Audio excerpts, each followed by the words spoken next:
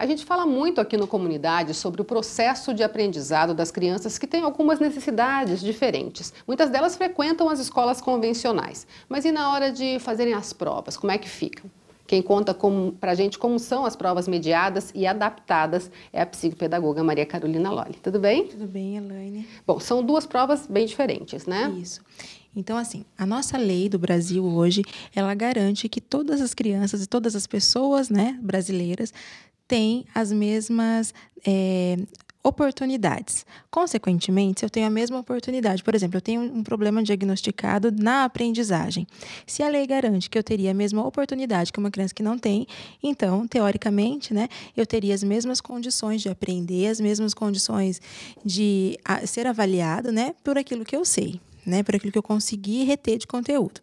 Então, considerando isso, nós temos duas maneiras de fazer isso de uma maneira um pouco diferente, mas que eu consiga avaliar o que essa criança está aprendendo, como que está desenvolvendo a aprendizagem daquela criança, que são esses dois tipos de prova.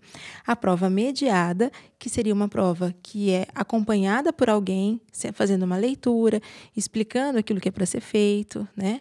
E a prova adaptada, que seria uma prova um pouco diferente. Não o conteúdo diferente da prova, né? O conteúdo seria o mesmo, mas perguntado assim de maneira diferente. Então, com o enunciado reduzido, menos contextualizado, já direto naquilo que é necessário, né, a resposta, né? Ou senão a gente aumentaria o tempo para a criança resolver a prova, ou então eu mudaria, reduziria o número de questões dessa prova, né? Então, adaptar seria isso, facilitar a maneira da criança responder determinada prova para ela fazer sozinha. E isso tem até no vestibular, né? Inclusive para adultos, as pessoas que não enxergam muito bem, têm letras maiores, a própria pessoa pode pedir isso, né? Assim, com certeza. A criança tem acesso a isso, mas os adultos também no vestibular, né? E não só no vestibular, né? Tem gente que pensa que a prova adaptada ou a prova mediada só tem o direito de fazer as crianças, né? E não é isso. Então, na educação, no ensino fundamental, no ensino médio, no ensino superior, qualquer fase da escolarização, nós temos o direito, então, de requerer essa mediação ou essa adaptação se for necessário. Se os profissionais da equipe multidisciplinar que atende essa pessoa, né, vir que isso é benéfico para o desenvolvimento cognitivo dela.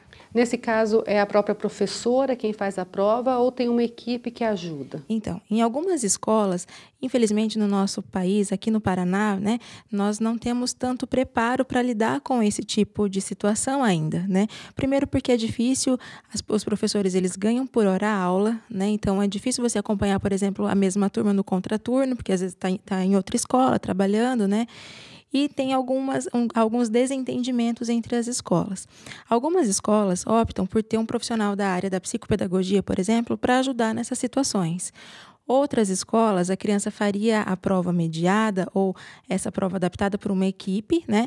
A prova mediada poderia ser por outro profissional da escola, outro professor que não seja o professor da turma regular, né? Então, assim, depende de escola para escola. Agora, no caso da prova mediada, normalmente é para quem tem o déficit de atenção. Em que casos normalmente se coloca essa prova adaptada? Tá. A mediada, desculpa. Isso. A prova mediada, então, quando alguém precisa ler a prova, né? Nos casos de dislexia, por exemplo, é um caso que é necessário que alguém leia a prova, porque a criança não consegue fazer a decodificação das letras, né? Com o significado das palavras. Então, pode ser que a criança tente adivinhar ali o significado que não seja aquele. Então, dando uma resposta diferente. Outro problema é a falha no processamento auditivo central, que é quando a gente escuta bem, né? No entanto, o cérebro não faz não tem um bom entendimento daquilo que está sendo escutado. E esse problema da falha do processamento auditivo central também gera algumas dificuldades na leitura. Então, nesses dois casos, a gente pede, sim, a prova mediada, que no caso seria uma professora, alguém, né, fazendo a leitura da prova para essas crianças. São dois exemplos. Porque, na verdade, o que se quer, nesse caso, não é induzir a criança à resposta, mas fazer com que ela entenda o enunciado para que ela possa dar a resposta daquilo. Isso mesmo. E tem criança que não consegue se concentrar, que precisa de alguém para chamar a atenção dessa criança. Olha, você precisa responder essa primeiro. Só quando você terminar essa que você vai para outra. Crianças muito ansiosas, por exemplo, necessitariam desse tipo de mediação. Agora, a gente sabe que prova já é uma coisa que dificilmente alguém vai muito tranquilo, né? Com certeza. Mesmo, vamos colocar em situações, né, que não tem nenhuma coisa. Trabalhar com essas crianças e até com adultos, mas principalmente com crianças, tem que ter um encaminhamento muito específico, ou seja, tem que ser um profissional especializado. Mesmo sendo a professora, ela tem que ter uma especialização. A professora precisa estar bem orientada, não necessariamente precisa ter uma especialização para lidar com isso, mas ela precisa estar bem orientada na maneira como ela deve fazer a prova para a criança, na maneira como ela deve mediar a prova para a criança. Geralmente, quem faz essa orientação são os profissionais que atendem a criança, o adolescente ou o adulto aí, né, que conhecem bem o problema e sabem qual seria a melhor alternativa para lidar com essa dificuldade momentânea ali. Outra coisa que a gente precisa frisar é que ninguém quer fazer a prova mediada para sempre, né? Nem a prova adaptada para sempre. Então, a prova mediada ou prova adaptada é uma condição momentânea, né? Que ela é solicitada diante uma avaliação. E dependendo de novas avaliações, ela pode ser ali, a gente pode interromper esse pedido, né? E a criança faz a prova no ambiente regular. E assim, é importante testar isso, por exemplo, se ela faz uma avaliação não está preparada para fazer uma prova regular com os outros alunos. Mas, de repente, se ela ficar muito nervosa, de repente começar a ter... O professor pode intervir nisso? Seria o ideal intervir ou não? Nesse primeiro momento, deixa ela passar pela situação? Então, um grande problema, na minha opinião, assim, pela experiência, é quando a criança se sente rejeitada pelo grupo porque ela está sendo diferente. A minha prova é diferente da sua. Por que a minha prova é diferente da sua? Ah, mas eu não quero fazer prova separado dos meus amigos. Ah, fulano vai fazer prova separado. Por que ele não vai fazer junto, né? Então, o que nós orientamos? Que nesses casos, principalmente quando a criança é muito pequena, né, que está na fase do início do bullying, sabe? Quando as crianças começam a tirar sarro uma da outra, ou quando a criança é muito insegura quanto à sua autoestima, né? O importante é fazer, do momento da prova, da avaliação normal, fazer uma atividade, né, a mesma prova, tudo, mas que essa atividade, essa prova que está sendo aplicada para todo mundo, não conte pontos, né, porque não é parâmetro de avaliação.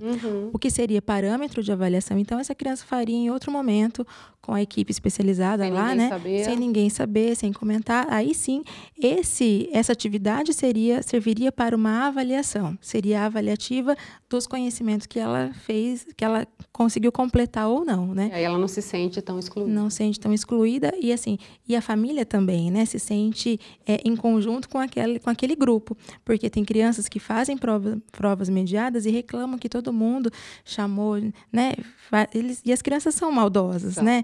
Isso é a natureza deles, eles comparam muito. E esse ato de comparar acaba prejudicando ainda mais um quadro que a gente tenha diagnosticado. Legal, muito obrigada pelas informações, viu?